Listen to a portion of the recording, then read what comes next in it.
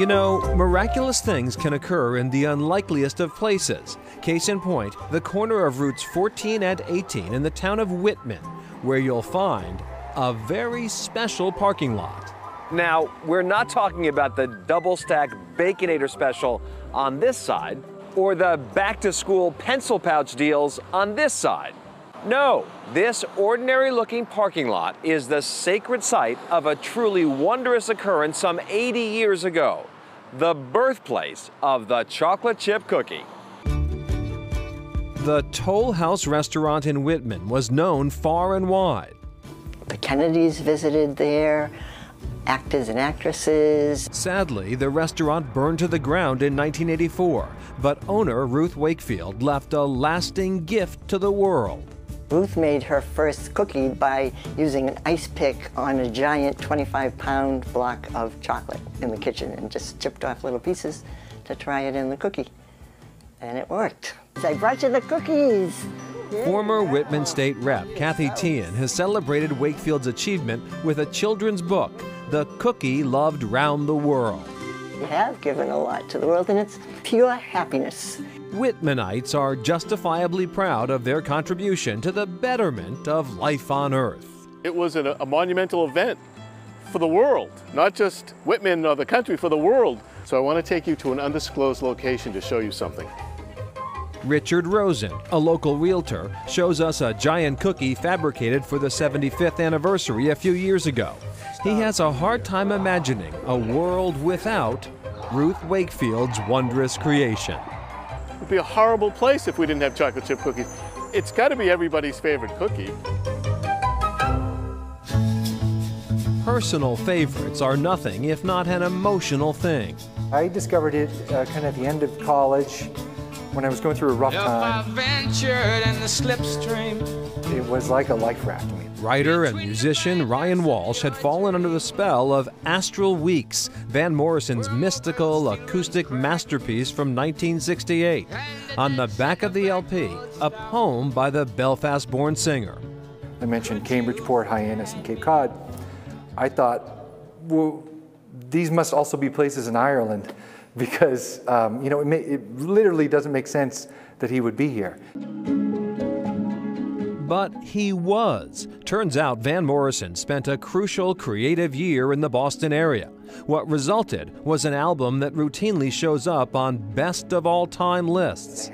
Ryan Walsh sets out to unearth details of Morrison's hidden history in Boston in Astral Weeks, A Secret History of 1968. And what I love about this story is that even though his time in Boston was unusual and hard, it's where he kind of figured it out. First stop, Green Street in Cambridge, where Van Morrison took up with his new American wife, just a couple of years away from scoring a top 10 single. Morrison came here to escape some record company heavies in New York. New material began pouring out. They would put the reel-to-reel tape recorder on, and he would just unstructured let his mind and voice just drift all over the place. Any idea is a good idea in the moment. Morrison got a band together and played all over New England that summer. But Walsh takes us to the spot underneath Boylston Street where that all changed, currently being renovated by Berkeley College.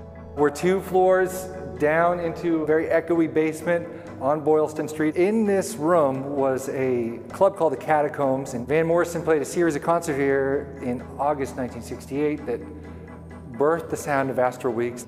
It was a radical shift. Van Morrison abruptly went acoustic and improvisational. If I ventured in the slipstream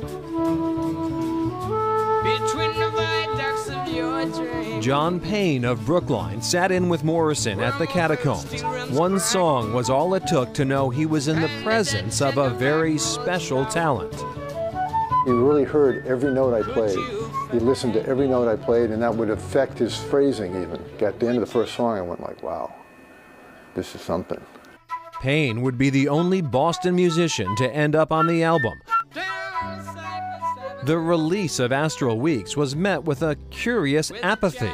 When the album came out, we had to go to 3 record stores before we could find the album, and then it was under M Miscellaneous. But over time, this dense tapestry of freeform mysticism and sonic wanderings has taken on a mythical status with music aficionados. Yeah, I think it's the ultimate slow burn. I mean, it took decades to become a legend.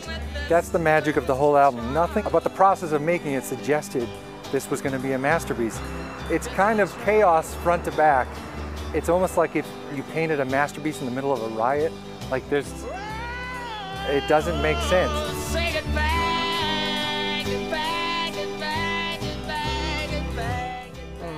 And Ryan Walsh's book surrounds the Van Morrison story with a rich picture of Boston's tumultuous year of 1968. Certainly was. And Van Morrison is still alive and well, cantankerous as ever, declined to help Walsh with the book, and in fact wanted sort of nothing to do with it and has not commented on it even to this day. It's incredible. All right, next, a homeowner's happy surprise.